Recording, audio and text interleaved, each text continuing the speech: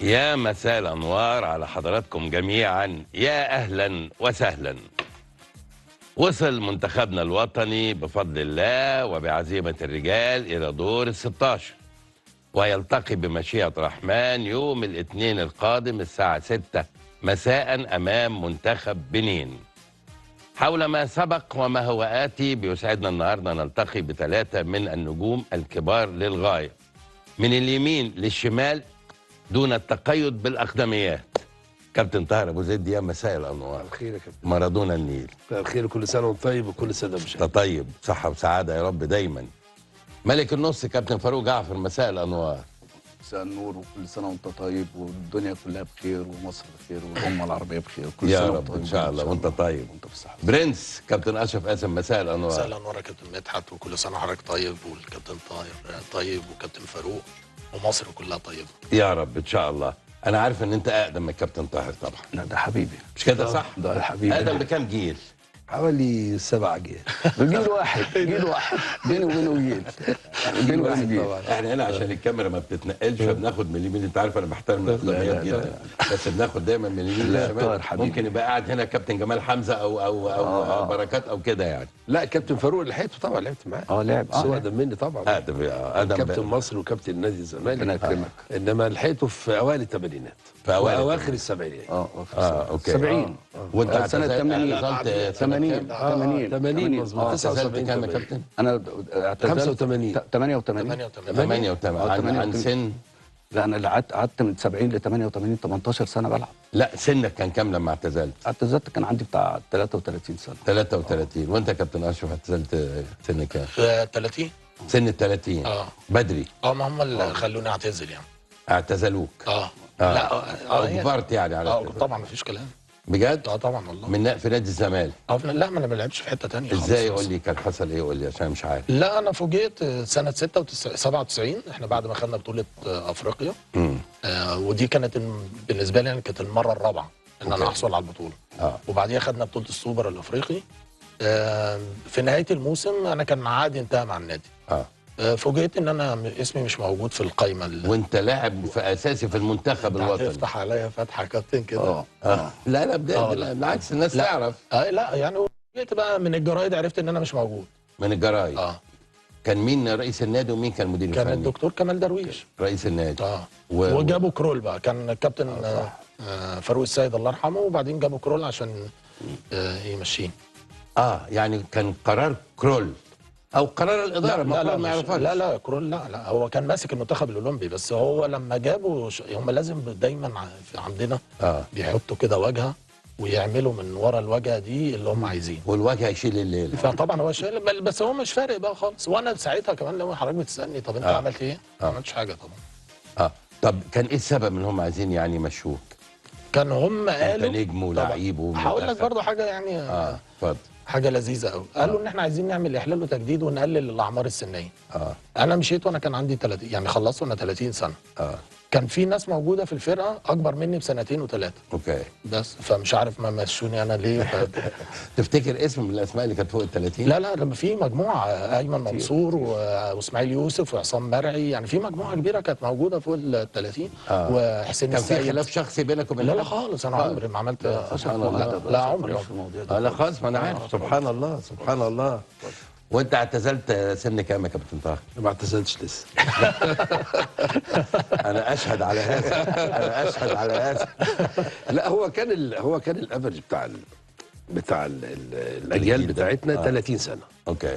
يعني ده 30 ده انما المميزين طبعا كانوا ممكن يكمل سنتين 3. اوكي. انما يعني حتى الجيل اللي قبلنا كان بيبطل 27 و28 بالظبط. السبعينات. والله. يعني اول ما يوصل 27 28 يقول لك اللعيب كبر. بعد كده حصل تطور، النهارده في لعيبه بتلعب لغايه 37 و36. ايوه طبعا. يعني كابتن فاروق مثلا يعتبر استثناء انه كمل بعد ال 30. بالظبط. انت سن كام بقى؟ 30. سن ال 30 زي كابتن اشرف يعني. وانت اعتزلت برضه. احنا مش هنقول بقى الاسباب على فكره ما نفس الموقف برضه، هو نفس الموقف. لا ما انا عارف الناس كلها عارفه الموقف. الناس كلها عارفه. وبعدين الكابتن طاهر على ايدي انا اتعرض عليه الزمالك، ووقتها كان الكابتن فايز زمر عضو مجلس الاداره رحمه الله عليه يعني، ووسطني ان انا اتكلم معاه، انه كان طبعا صديقي العزيز وما زال طبعا اخويا وحبيبي. ان انا اتكلم معاه، فكلمته مع رفض. ما هو في كان ناس الزمالك عايزه بشده في ناس يا كابتن ما ينفعش ولا يروح الزمالك ولا يروح الاهلي. على فكره مش ما ينفعش علشان حاجه معينه، لكن هو جوه مش هيقدر يبقى موجود في النادي المنافس. مع الاحترام طبعا الكامل للنادي الاهلي والنادي الزمالك، ما ينفعش هو كان يروح يلبس تيشيرت نادي الزمالك ولا انا اقدر اروح البس التيشيرت بتاع النادي في الجيل بتاعكم. في الجيل لكن حاليا بقى لا دلوقتي لا دلوقتي اي حاجه ممكن تحصل. ده ممكن تلبس تيشيرتين في نفس لا التوقيت بالظبط يعني. لا هو دايما الشعار لما بيكون ناحيه الشمال فكله بيبوسه. فلازم الشعار ده بيستيج وبعدين دلوقتي بقى شعار رايق النهارده اشرف رايق الشعار في اليمين هو الشعار دلوقتي هو الجنيه المصري. اشرف منطلق عشان شفتك انت كنت وحشني بس. طيب انا عايز قبل ما ابدا منتخب، لان طبعا كل السلوات اتكلمت واحنا برضه هنتكلم اكيد، انتوا نجوم كبار لازم يبقى لكم رايكم في المسائل، لكن خلينا عشان نسير الاحداث المحليه. وابدا معاك يا كابتن طاهر فيما يتعلق ب النادي الاهلي وخروجه من كاس مصر، ثم هزيمته بالثلاثه من المقاولين العرب. وطبعا في المقاولين العرب قيل ان هو لعب بفريق الناشئين، وفعلا لعب بالناشئين في الناحيه الثانيه هو قالوا ناشئين بس طبعا ما كانوش ناشئين، يعني 11 اللي لعبوا الماتش اللي خرج فيه كاس مصر، ويمكن هنعرضهم قدام حضرتك دلوقتي على الشاشه، كلهم نجوم ونجوم كبار. يعني عايز اخد رايك كابتن طاهر. هو طبعا حاله عايزين نقول ايه، عدم تركيز واهتمام. يعني من المنظومه كلها. يعني هو في تعامل مع كاس العاصمه وكاس مصر يعني بنوع من يعني عدم الاهتمام. ليه؟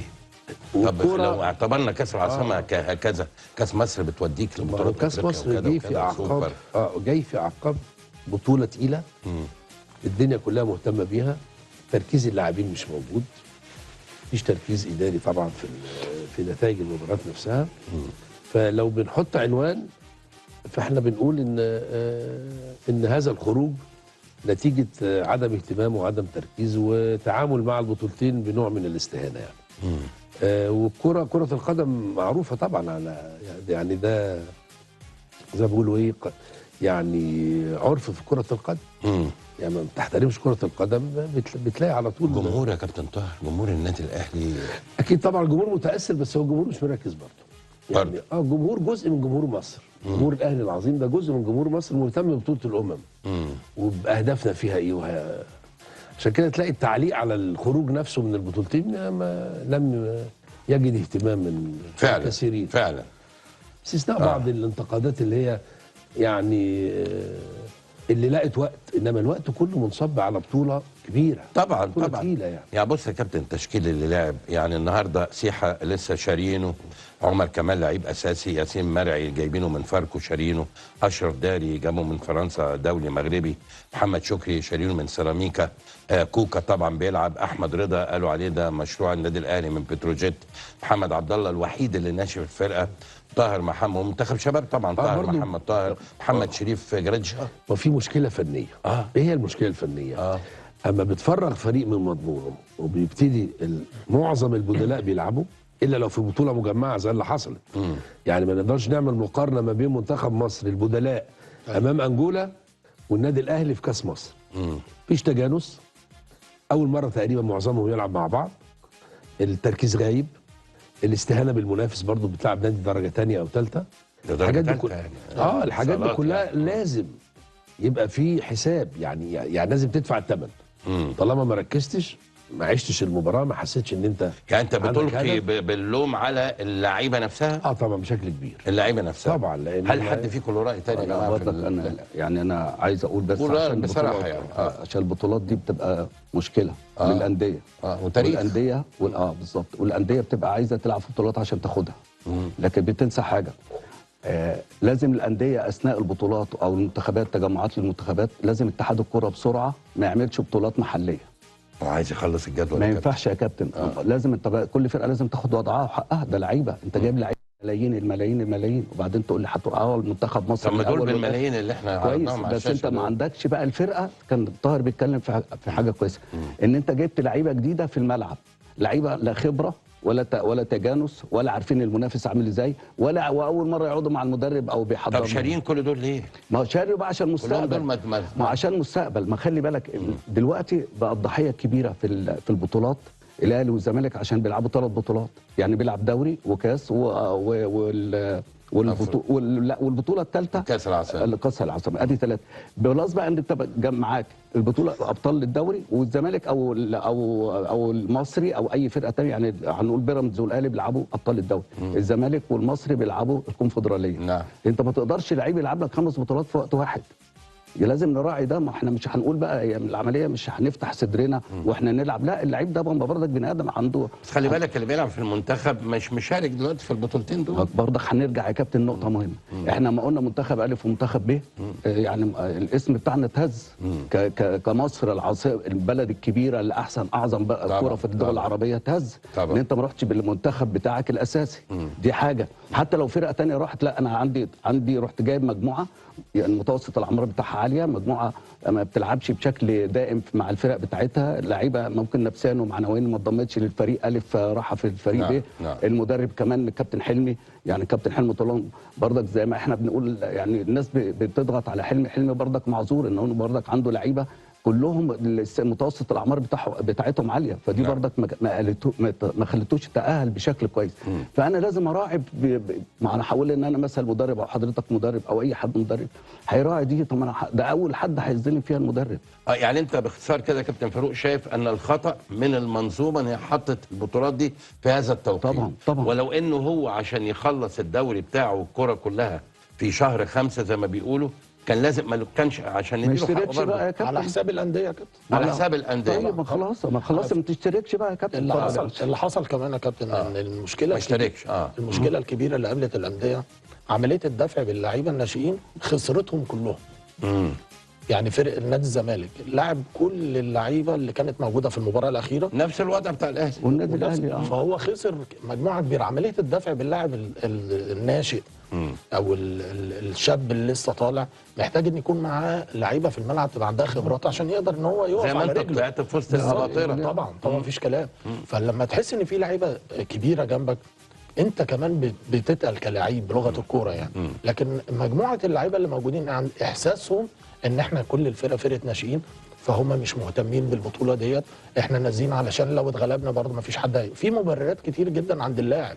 ففي نفس الوقت انت كنادي خسرت شكلك قدام المنظومه الرياضيه الانديه والجمهور. على فكره كمان الجمهور الانديه هيأت الجمهور. انت هتخسر ممكن النهارده فمفيش مشكله، انت المباراه اللي جايه طب ما انا ما اشتركش يا كابتن اشرف بس كده. ما هو ده اللي حفاظا حتى على الاسم وعلى الكيان. يعني عدم الاشتراك يا كابتن في غرامات على الانديه. يا سيدي يدفع من ضمن الغرامات. ده اللي حصل يا كابتن في بطوله كاس العرب. عمليه برضو الكابتن حلمي هو تم تكليفه بالتدريب الفريق. ايوه. فكان في فتره قصيره جدا، وزي ما احنا اتكلمنا فيها كتير، يعني اتكلمنا فيها باستفاضه، يعني ان مفيش تنسيق ما بين المنتخبين. ايوه طبعا. الاول والثاني، فادت للشكل اللي احنا شفناه. وكان ممكن يبقى افضل من كده بكتير لو كان في تنسيق. مليون في المية. طبعا. لكن ان انت تمنع اللاعبين. وبعدين في حاجه خطيره جدا يا كابتن اللي الكابتن حلمي كان بيتكلم فيها، ان هو طلب من مجموعه لعيبه ان هم ينضموا ورفضوا ينضموا للمنتخب. يعني ايه انت ترفض تنضم لمنتخب مصر اذا كان الف ولا ب ولا اللعيبه حجازي وعبد الله السعيد وغيره يعني. ده مش يا كابتن، ده لازم اللعيبه مقموصه طبعا. الناس دي اول ما تقول لا لمنتخب مصر انت بره خالص وتتوقف على طول، مفيش حاجه اسمها لا. بالظبط. يعني انت نفسيتك تعبانه، لازم في عقوبه ما توصل. طبعا مفيش كلام. عايزين نروح لنادي الزمالك وهبدا معاك كراجل طبعا نجم من نجوم الاهلي الكبار. يعني قبل ما اجاوب على الزمالك عايز اقول حاجه بسيطه برضه. هو طبعا في جزء فني مسؤول عنه المدرب. ليه؟ طبعا. هو لعب كاس العاصمه دي بالولاد الصغيرين. وطبعا البطوله كانت اكبر منهم اول مره يلعبوا. دي نديهم عذرهم بصراحه. ولو اعتبرنا ان البطوله دي مش مهمه او مش مصنفه، طب انت لما جيت لعبت الكاس اللعيبه اللي انت لعبتهم قعدوا ال3 ماتشات اللي فاتوا ما لعبوش خالص. صح. فلما جم يلعبوا المباراه تحس ان هم غرباء، يعني مش بالظبط. فال3 ماتشات حتى اللي لعبهم ما عملش في حساباته انه يشرك البعض عشان يبقى رجله في الملعب. لما يجي يلعب كاس مصر يقدر يدي. بالظبط. طبعا ده خطأ فني كامل يسأل عنه. المدرب. طبعا. تمام.